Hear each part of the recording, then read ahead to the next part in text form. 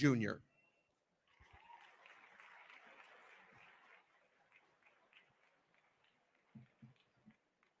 Hey, good afternoon, everyone. You're in for a real treat this afternoon. I'd first like to introduce our moderator for this afternoon's special discussion. Steve Harvey is no stranger to anybody in this room. He's a well-renowned television host, producer, actor, and comedian. Among his many television credits, he currently hosts the Steve Harvey Morning Show, Family Feud, and Judge Steve Harvey. His accomplishments include 7 Daytime Emmy Awards, 2 Marconi Awards, and 14 NAACP Image Awards. He's written 4 books, including a bestseller, and he and his wife Marjorie are the founders of the Steve and Marjorie Harvey Foundation, a nonprofit organization focused on youth education. Mr. Steve Harvey.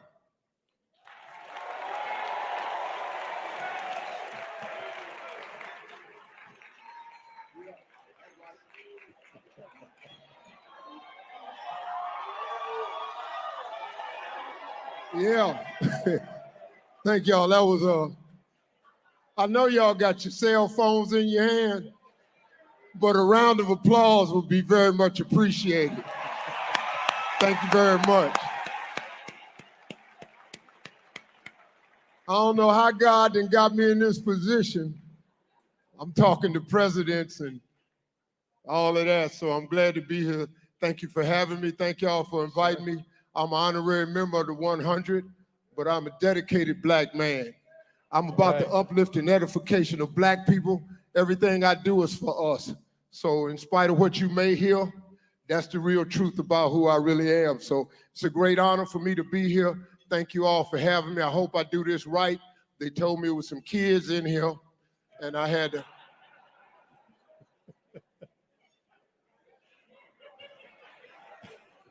I'm not responsible for the raising of your children. I've raised all my children with cussing. It has been a great benefit. If you don't cuss at your children, that's yours. I'm just here from my ranch. I drove in from my ranch this morning. I got 250 boys down at the ranch that my wife and I acquired. Our boys' mentoring camp is happening this week. Father's Day, they will graduate on Father's Day. So we done broke up 15 fights. No, seriously, 2 boys made a shank. The juvenile system gave me 2 boys. We removed the ankle bracelets and sent them to the camp because the camp is so effective. He got his ankle bracelet off and his ass ran. And so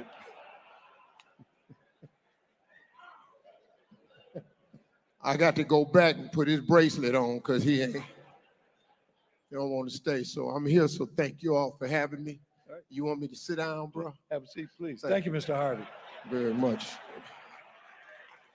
Yeah. Let's give Steve Harvey a hand again. Yeah, thank y'all.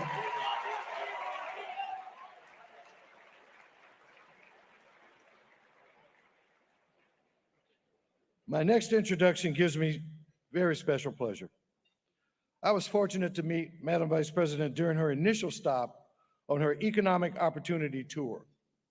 As we talked, I could see that she was genuinely concerned about economic opportunity for all.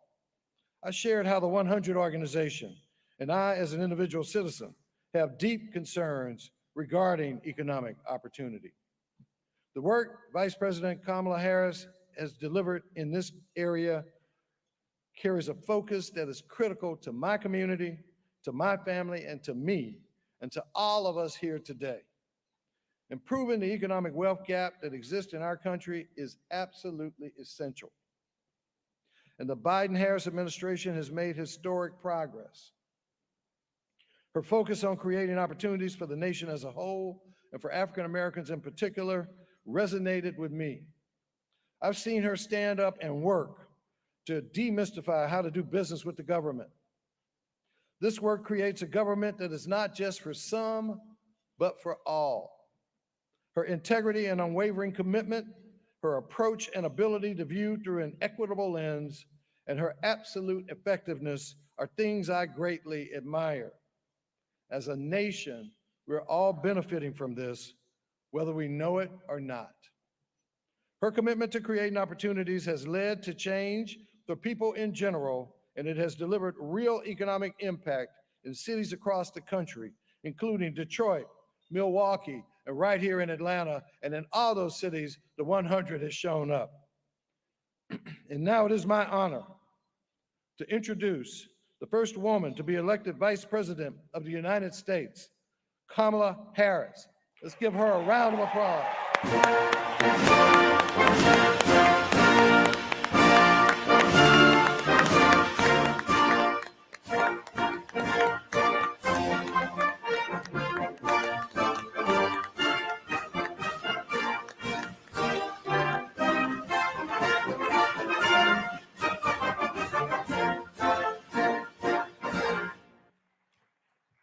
Good afternoon, everyone. Good afternoon. Chairman Jones, thank you so very much for that introduction and hosting us today. Thank you very much. Shall we? Okay. Well, how are you, Madam Vice President? I am very well, Mr. Harvey. You've How been you pretty doing? busy. Yeah, I'm in these streets. Yeah, you are, really, you are. Uh-huh. What's your schedule after this? So I just flew in from Washington, D.C.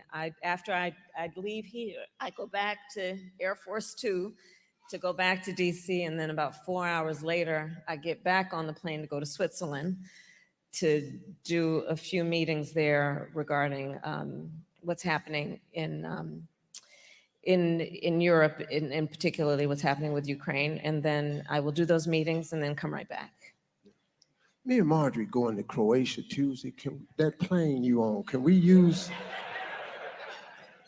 Air Force Two? That's the one. That's nice.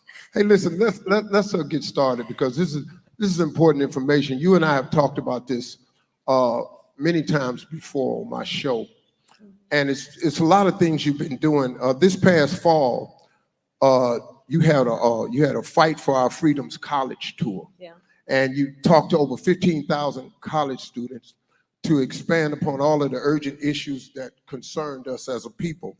And you've been traveling across the country doing a lot of other things. And just recently, after addressing the epidemic of gun violence and women's rights, reproductive rights, and all of this that seem to be have taken away, you've launched an economic opportunity tour.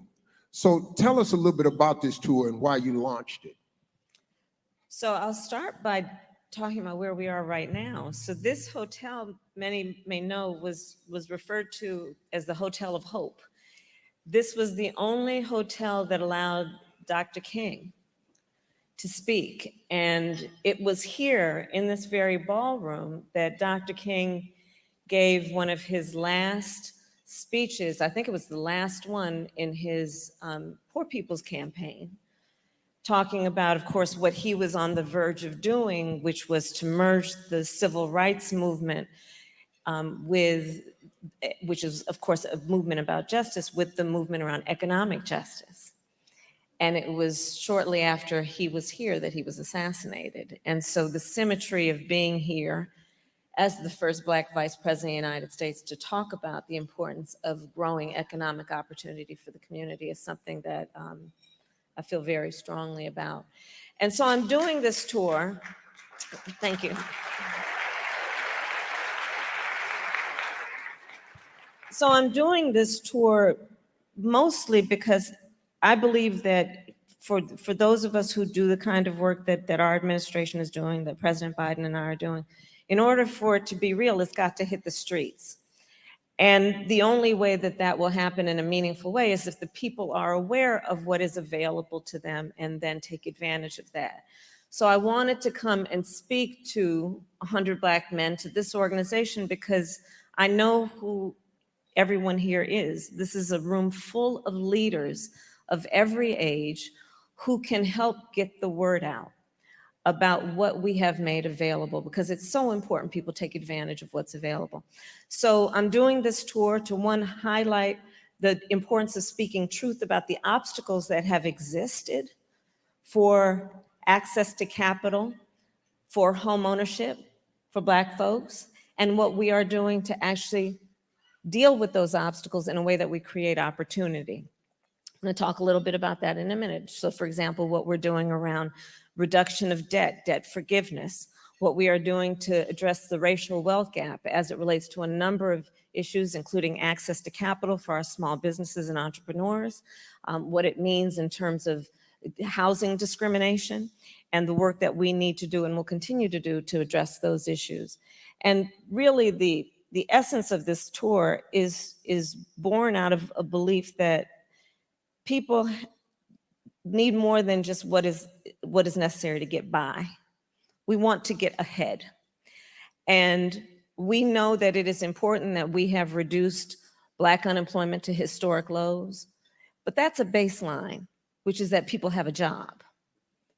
In our community, we also have ambition, aspirations, incredible ideas. And the division between that and actually being able to put it to use is often about access to the relationships of the capital that can take us from those good ideas to creating a business, starting a business, growing a business. So that's why I'm doing this tour.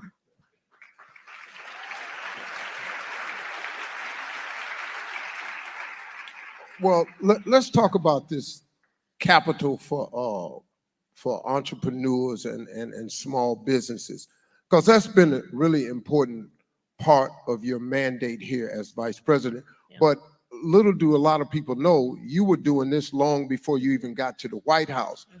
You have been a huge proponent about entrepreneurship dollars and stuff that's available now, and a lot of people are not aware, and there's a lot of, like you say, really brilliant people in this audience here. Mm-hmm. Who are entrepreneurs. It is the minds in this room is really startling, man. There's some really sharp people here, right? And if they only knew what was available for them. Tell us more about this work for small business and entrepreneurs. So like you said, Steve, when I was in the United States Senate, I actually was responsible with a group of other senators for getting $12 billion more into our community banks. So the importance of community banks is they are, as they are called, they're in the community, led by members of the community. They are people who understand the capacity of the community, the needs of the community, the culture of the community. They are folks who, unlike the big banks, will see the dream that an individual has for what is possible.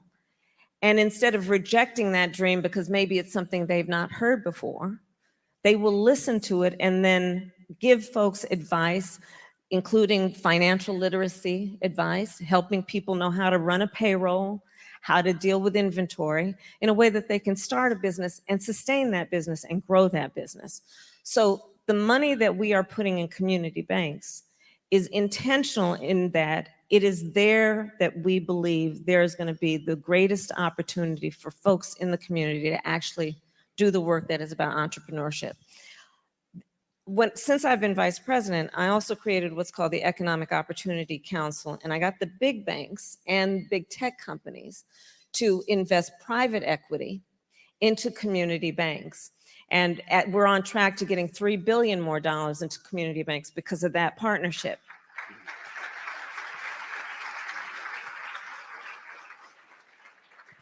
And there's a specific piece of that that's very important. You know that VCs, venture capitalists, only 2% of their investments go to Black businesses, right?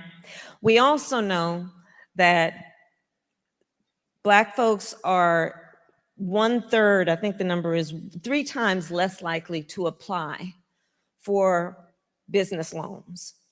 And a big part of that is that nobody likes to be disappointed, right? And the feeling, rightly, after so many things can disappoint, that I don't want to go for it and then be rejected. Right. So again, putting the money into community banks is about putting it into a place where people can walk in with a sense of dignity that is respected to actually be able to have access to capital. So we're doing that. The other piece that we have done is from the day that we came in office as an administration, President Biden and I made a commitment that we would increase federal government contracts by 50% to minority-owned businesses. And understand what that means. Once you get a federal contract, it's usually for 5 years, and you can renew it for 10, 20, 30 years. So, Steve, unless somebody messes that thing up, it's yours for a very long time, which is going to be a source of incredible wealth growing opportunity for yourself, for your family, and for your community. So these are some of the things we've done around access to capital to address the disparities that have for too long existed. And I put this all in the context of another reason I'm doing this tour. Since we came in office, we passed the bipartisan infrastructure law. We are putting billions of dollars on the streets of America to upgrade sidewalks, roads, bridges, freeways. Do you know that over 90% of construction companies employ 20 or fewer people? Those are small businesses. Think about, we are putting over $1 trillion, by my calculation, on the streets of America over the next 10 years to invest in a clean energy economy, adaptation, resilience to extreme climate occurrences. Federal contracts. What we are doing with the CHIPS and Science Act, we are investing in semiconductor manufacturing here in the United States because we know, and we learned if we didn't know before during the pandemic, this supply chain thing can really mess you up. And we need domestic production and manufacturing of some of these essential needs. So in the last 3 years, our accomplishments around growing the economy of America in a broad-based economic policy means putting trillions of federal dollars into the economy, which will require for it to be meaningful, folks to take up those contracts to do the work that is about building up our nation. So that's part of why I'm here, is to ask everyone here, help me get out the word of what we are doing, and that the Small Business Administration, as an example, and we have representatives here, we have the Deputy Secretary of Commerce here, the Deputy Secretary of Treasury here, help get the word out about what is available, because too often, like I said, Black folks are 3 times less likely to apply for these things. But we got to let people know that it's there so that they will apply and take advantage of what we are doing, including we have finally gotten rid of the prohibition on people with a criminal record being able to apply for SBA loans. We just got rid of that. So now, for those who are formerly incarcerated or who have a conviction for a crime, that will no longer prohibit people from being eligible for small business loans. Help me get the word out. That's why I'm here. Well, that's good, because you might as well be able to get a small business loan, because you can be president too with a criminal record. So that's a nice exchange. Ain't that about it? Yeah. You know, look, I've been reading this paper because I gotta stay to the, I got a headache trying to stay on course. So just let me go off this paper for a minute. Before y'all start calling my radio show and DMing me, talking about why you ain't asked no hard-hitting questions, that ain't what this is. I'm throwing a lob. This is an alley-oop for a dunk, because this administration needs to get the word out of what they're actually doing and what they're actually accomplishing, so we can stop all this foolishness about what you're doing for Black people. Can't nobody come out with no agenda and call it this for Black people and expect to get in the White House. You got to play the game different. Y'all know what this is. So now this next question is another lob for her to dunk, because they done a lot, man. But we see, I'm on this radio show and I'm hearing all these people talking about, I'm not voting if they not doing nothing for us. Listen to me. If you do not vote, the analytics will show, they know how many women vote, they know the age you are when you vote. If we don't vote, how we gonna ask for something next time? If you ain't got no voting power, you talking about reparations. Ain't nobody finna give you no reparations and you don't vote. Why you think they finna give us some money? No how, man. I hope they do. They owe us. I'll go down there.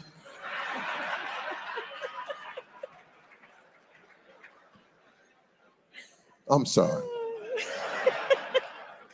Madam I know I ain't coming back next year. I already appreciate y'all having me. Madam Vice President, this is another part of this conversation because it affects us all. It's about housing. And another thing that you've been involved in over the years has been about housing, and it remains a priority for families all across the country. So talk more about the work that's being done to address the obstacles that's being presented in front of all of us as we try to gain housing.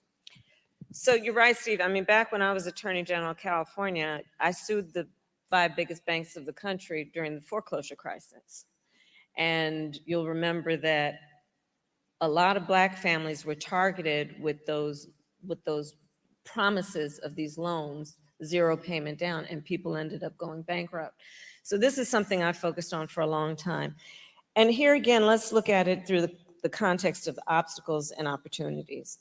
So home ownership is probably one of the most effective and efficient and fastest ways to grow intergenerational wealth. Just think about it in this context. You own a home and then your child says, you know, Daddy, I want to go to Howard University. Yes. And you can say to your child, honey, you don't have to take out some loans to do that. I'll take some equity out of the house. Or let's say your daughter says, I want to start a small business. And you can say to your child, honey, you don't have to take out a loan. I will take some equity out of the house to give you some startup capital. Intergenerational wealth. Okay, but that's a fact. Now let's talk about other facts. Let's talk about, we don't even need to go as far back as 40 acres and a mule never happened. Let's go to the GI Bill. You know, we just celebrated D-Day. So remember, we call them the greatest generation, those mostly men who went to war and put America on the map as a leader around global peace and security. So the United States government, in essence, said, the people said, you are the greatest generation. You sacrificed so much. We owe you, and we believe in you. And there were policies then to boost their standing through loans, specific grants given to them to buy homes. So here was this incredible boost. Here's the reality. Black servicemen, because of what we know to be racial bias and racism in the system, did not receive those loans at the same rate. So where you saw public policy that was about a boost, right? We had disparities before that happened. And then you see the disparities grow even more. Take into account segregation, redlining, urban renewal, where in so many Black cities in particular, they would build freeways straight through the neighborhood, which would cut the business community, commerce off from the neighborhoods. Over and over again, we have seen these inflection points in the history of our country that have set folks back around home ownership. So one thing that we have to do is speak truth about that. And the second piece of it then is, what are we going to do to accommodate the fact that we have far too many folks who, for example, in Black families, there's no history in their immediate family of home ownership. What are we doing to give them a boost? So we are proposing a policy, which we are on track to getting done, so that if you are the first generation in your family to go for home ownership, you'll get a $25,000 credit for down payment. And if you are first in your family generationally, first-time home ownership, qualify for $400 a month in credits to go toward paying your mortgage. So these are some of the issues that we are seeking to address. There's another issue. Home appraisals. Again, it's about speaking truth, right? So, and I have to give great credit to the former Secretary of HUD, Marcia Fudge, who we worked on this for a while, and so this is where it is. Home appraisals. How many people here have heard the story about a Black family wants to sell their home or take out a second mortgage, needs to get the home appraised for its value? And they call in the appraiser. The appraiser comes in and appraises it for a certain number.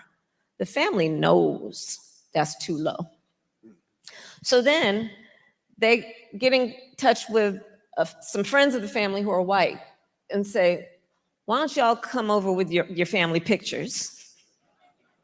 We'll take ours down. You invite an appraiser over. The house appraises for higher. Racial bias in home appraisals is a real issue. Again, contributing to what we would see then in terms of disparities around the ability to accumulate and grow wealth. So what we have done is we are now requiring that home appraisers receive racial bias training to address, again, what are these seemingly small issues, but are very big issues when you talk about the overall ability of folks to catch up and to build the kind of wealth that we know is an entitlement, is a right of every hardworking person. So that's part of what we're doing on home ownership. Right. Good, good. Yeah. I think another important thing to point out from this administration is what's being done about debt. Because debt, look, I got 7 kids and all of them went to college. Yeah. And they were fortunate enough where they didn't have to deal with that, right? Right. But the average person is smothered with this debt. That's right. They struggling out here with this debt, these medical bills and all like this. Talk to us about what you all's plan has been, what the administration has done and wants to do pertaining to debt. So I'll start with student loan debt. We have now, and anybody who has received student loan debt forgiveness, please testify. Everywhere, everywhere. We have forgiven over $160 billion of student loan debt for over 5 million Americans. And I have to emphasize, that was not without a whole lot of people that did not want that to happen. We had to fight to push it through. The courts ruled against us on a part of it, and so we found another way of doing it. But here's the thing about student loan debt, especially what we know for our community. You look at, for example, HBCUs, the vast majority of HBCU students are Pell Grant recipients. Folks have to take out these student loans. And what we have found, especially when I meet, many places, many times, people who are public servants, our teachers, our nurses, firefighters, God knows we don't pay them enough as it is. And so what we are doing is we are forgiving student loan debt, and for our public servants, doubling the amount of student loan debt that we are forgiving. Here's what I want to ask the leaders in the room in terms of helping get the word out. Please help people know this. You can qualify for student loan debt even if you did not graduate. Help get the word out. And again, it's about the logic, but it's about the logic behind it. It's just about the logic behind it. Here's the thing. So most people, many people leave college, drop out because they can't afford it. But the loan is still due. So we are forgiving student loan debt, including for people who did not graduate, because we understand the nature of the problem and we're trying to fix it. Medical debt. Medical debt, for the most part, comes about because of a medical emergency. It is something folks don't plan for. It's certainly not something people want. And what ends up happening is people then accumulate all these medical bills, and it sets them back. As it is, think about the nature of the person we're talking about. They're going through health issues. It probably means they're losing time from work. It probably means they're struggling in many ways because of their health issue. And this medical debt currently gets counted, has been forever, counted against their credit score. We have made it so that now medical debt cannot be counted in your credit score. That's a big issue. Because you know, folks know, you know your credit score, like you know your weight. You know that number. People can, I'm sure if you say, neighbor, what's your credit score? They probably know, right? And so what we are doing is again addressing the realities of what holds people back and weighs them down, right? When we talk about the need for people to have access to economic opportunity, we have to take into account what holds people back. Because we don't lack for hard work, work ethic, good ideas, ambition, aspiration, but there are obstacles built into the system that have to be addressed to give people the opportunity. And it's not about a handout. It's about saying, give people the opportunity to compete. Give hardworking people the opportunity to get ahead and not just get by. That's what this is about. Wow, that's good. Medical debt relief. Yeah. Emergency medical debt relief. Real medical, not liposuction and BBLs. You got that, just you on your own with that. Don't go down there and fill out the paper and think they're gonna pay for that. It's probably not gonna happen. I got a, look, I can only be me. I apologize. I'm gonna give myself a round of applause because I've never sat on the stage this long with a microphone and done this little bit of talking right here. But it's actually been informative to me. I got to tell you, normally I would have interrupted you by now because I would have been bored out of my mind. No, I'm very impressed with your. You like this? Yeah, I'm very impressed. I look like Gayle King, don't I? Impressed. All I got to do is say something controversial, and I'm Gayle King up in here. Listen, I'm glad you asked me to do this, you know, because we've talked many times. And I'm so glad you've made the time to do it, Steve. Thank you. I was telling the audience I came from my ranch, and you're very aware of this, and you're gonna help me now because you introduced me one of your key people back there. Yeah. I'm in the life-saving business. I'm 40 miles up the road from Camp Grace, who's in the soul-saving business. They require that you come down there and you get saved and you get filled with the Holy Ghost. And I told that dude that ain't. I'm in the life-saving business. I'm trying to get to heaven myself. I ain't a shoe-in right now. When I get to the gate, I'm gonna have a conversation, I'm pretty sure, about some stuff I said and did. I still gamble a little bit. But I only go to Vegas as a Christian because sometimes I try to win my ties. You know, I don't want to just pay up. Oh. Listen, before we get out of here, I want to say this to you, Madam Vice President. We got a room full of incredible leaders out here. I mean, I feel so honored to be here. And there's so many young, brilliant minds in this room. What advice would you leave us today moving forward? Well, in particular to the young leaders, I'd say a couple things. One, you must dream with ambition. Your ambition is a good thing. It's good to have ambition. Don't ever let anybody tell you you should not have ambition and aspirations. You must have and know that you are applauded for having the ability to see what can be unburdened by what has been. And don't ever hear it when somebody says to you, oh, nobody like you has done that before. Oh, it's not your time. Oh, you're too young. Oh, and then this is one I love. Oh, it's going to be hard work. Don't you ever listen to that. I like to say, I eat no for breakfast. I don't hear no. And don't you either. The other point I would make is this, and certainly the leaders in this room know the experience that I will now describe. But to the young leaders, I will say, you're going to, in many times in your life, find that you are in a room, be it a boardroom, a meeting room, where you're the only one that looks like you. And I want you to hold in your heart and in your mind the image of what you see right now and in this room to know that when you are in those rooms, we are all in that room with you, expecting you will walk in that room with your chin up, your shoulders back, carrying the voice that we expect you to use in that room.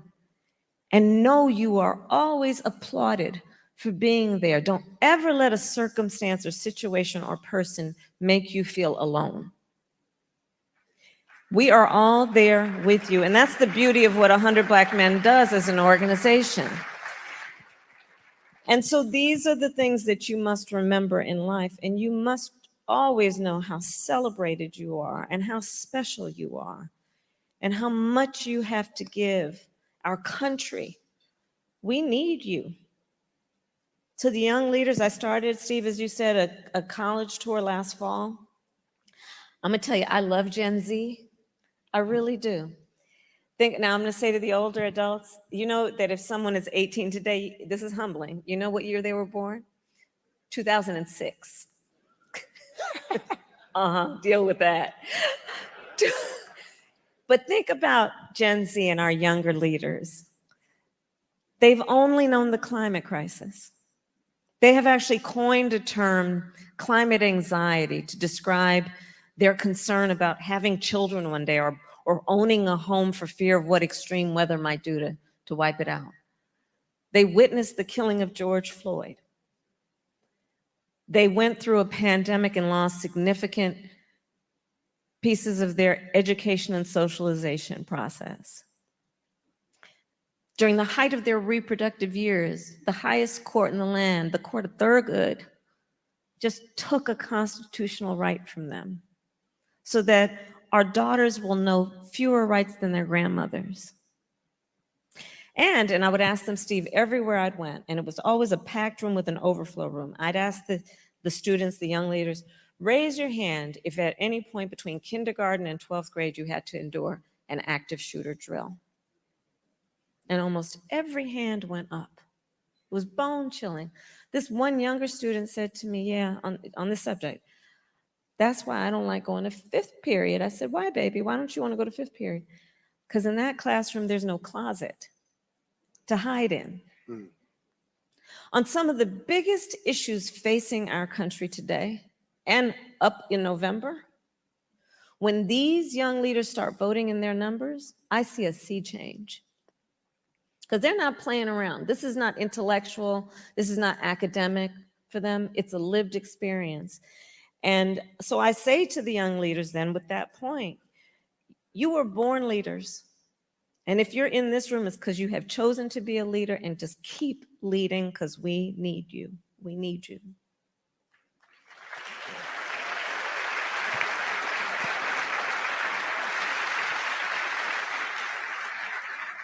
Well, we've come to the end. This clock is at 0. I did what I said I was going to do. Your Secret Service, all of them got guns, and they had me in the room by themselves, and they said when that clock hits 0, you must be through. So y'all can put them safeties back on your pistols because I've completed my task. Listen, I've been in rooms like this before. The vibe in here is incredible. I'm proud to be one of you. I love Black people. I'm proud when I see Black people. I'm about the uplift and edification of Black people. This administration has done so many things that can affect our community. They just can't label it Black. So please quit tripping. When we get up to November, we got to get to these polls, because this other group talking about make America great again. I don't know when it was supposed to be great for us, but when you start taking Black history out of schools and you start getting rid of diversity inclusion, I got a real feeling of what they think America would look great again. We have got to get to the polls, and this is the ticket we need to punch it for. It's the Harris-Biden ticket, and I think that's what we need to do. Thank y'all for having me. Ladies and gentlemen, Madam Vice President Kamala Harris. Yeah. Freedom, freedom, I can't move. Freedom, don't be losing. Freedom, freedom, where are you? 'Cause I need freedom too. I break chains. Selfie. So everybody smile. And we're going to take a selfie with Steve's phone. And just remember, on Juneteenth, however you celebrate Juneteenth in 5 days, I'm a call to action that everyone also think about how you register people to vote on Juneteenth. All right.